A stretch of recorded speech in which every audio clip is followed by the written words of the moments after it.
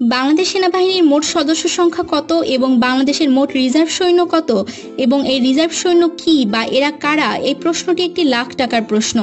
চলুন এসব প্রশ্নের উত্তর খোঁজার চেষ্টা করি। বাংলাদেশ সেনাবাহিনীতে নিয়মিত সেনা সদস্যের সঠিক তথ্য পাওয়া খুব মুশকিল, তবে বিভিন্ন ডিফেন্স সাইট থেকে পাওয়া তথ্য মতে এটা 3 থেকে 4 লক্ষ। কম ভাবছেন তাই না? যেখানে প্রতিবেশী মিয়ানমারের 4 লক্ষ, ভারতের 14 লক্ষ, পাকিস্তানের 6 থেকে 7 লক্ষ সৈন্য, সেখানে আমাদের মাত্র 3 থেকে 4 লক্ষ। খুব বেশি চিন্তার কিছু নেই।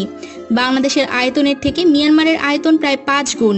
বাংলাদেশের সার্বভৌমত্ব রক্ষায় যদি 4 লক্ষ সেনা দরকার হয়, তাহলে মিয়ানমারের দরকার 20 লক্ষ সেনা, ভারতের দরকার 90 লক্ষ সেনা। আসলে বাংলাদেশের মতো এত ছোট একটি আয়তনের এলাকায় নিজেদের অস্তিত্ব রক্ষায় এত সেনা কোনো দেশ রেখেছে বলে আমার জানা নেই। তারপরও যাদের কাছে এই সংখ্যাটি কম মনে হয় তাদের জন্য একটি আশার বাণী রয়েছে, সেটা হলো রিজার্ভ সেনা।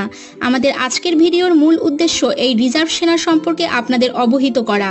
প্রথমেই বলি এই রিজার্ভ সৈন্য কারা। রিজার্ভ সৈন্য হলো একটি দেশের অস্ত্র চালাতে পারদর্শী এমন সামরিক, আধা সামরিক বা বেসামরিক লোক, অর্থাৎ দেশের বিপদসংকুল সময়ে দেশ রক্ষার যুদ্ধে যে কোনো সময় অংশ নিতে পারবে এমন মানুষই রিজার্ভ সেনা। বাংলাদেশের রিজার্ভ সেনাদের মধ্যে সবচেয়ে প্রশিক্ষিত সেনা বিজিবি এবং কোস্টগার্ড। বিজিবির প্রশিক্ষণ প্রায় সেনাবাহিনীর কাছাকাছি। তারা প্রায় সব ধরনের অস্ত্র চালাতে পারদর্শী। এই বাহিনীর হাতে এপিসি সহ বিভিন্ন অস্ত্র রয়েছে। এই বাহিনীর নিয়মিত সদস্য রয়েছে প্রায় 60 থেকে 70 হাজার। দ্বিতীয়ত রয়েছে কোস্টগার্ড। কোস্টগার্ডের প্রশিক্ষণ প্রায় নৌবাহিনীর কাছাকাছি। তাদের হাতে করভেটের মতো যুদ্ধজাহাজ পর্যন্ত রয়েছে। ছোট বড় মিলে প্রায় 57টি যুদ্ধজাহাজ রয়েছে এই বাহিনীর হাতে, যা অনেক দেশের নৌবাহিনীর কাছেও নেই। এরপর রয়েছে পুলিশ। বাংলাদেশ পুলিশের বর্তমান নিয়মিত সদস্য রয়েছে প্রায় 2 লক্ষের উপরে। দেশ যুদ্ধে আক্রান্ত হলে এরাও সেনাবাহিনীর সাথে কাঁধে কাঁধ মিলিয়ে যুদ্ধে অংশ নিবে। সর্বশেষে যে চমকটি রয়েছে সেটি হলো বাংলাদেশের আনসার। শুনে একেবারে সাধারণ বা সাদামাটা মনে হচ্ছে, তাই না? কিন্তু না, বাংলাদেশ আনসারের বিভিন্ন র্যাঙ্কের সেনাদের প্রশিক্ষণ বিভিন্ন প্রকার হয়ে থাকে। বাংলাদেশ আনসারের প্রশিক্ষণ এতটাই উন্নত যে এখান থেকে বাংলাদেশে বিশেষায়িত বাহিনীর র্যাপিড অ্যাকশন ব্যাটালিয়ন বা র্যাব বাহিনীতে এদের যুক্ত করা হয়। পার্বত্য চট্টগ্রামে সন্ত্রাসীদের সাথে দীর্ঘদিন যে যুদ্ধাবস্থা চলছে, সেখানে কিন্তু এই আনসার বাহিনীর সদস্যরা সেনাবাহিনীর প্রতিটা অপারেশনে অংশ নিচ্ছে। এটা আমাদের মাথায় রাখতে হবে।